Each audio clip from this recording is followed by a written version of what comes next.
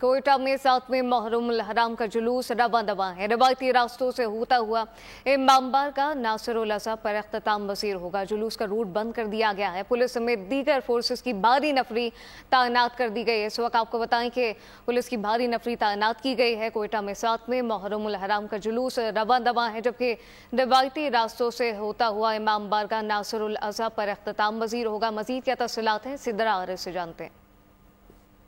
जी, 7वीं मुहर्रम का जुलूस जो है अब से कुछ देर पहले ही बरामद हो चुका है। 7वीं मुहर्रम का जो जुलूस है वो प्रिंस रोड के इमाम बारगाह किला से बरामद हुआ है।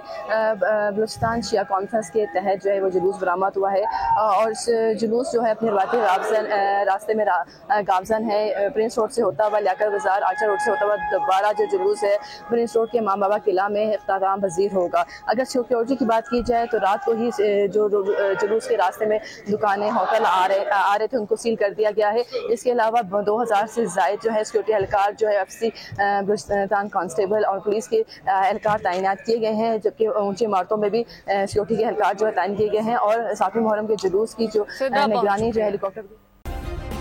सब्सक्राइब करें और बेल दबाएं ताकि कोई खबर रह न जाए।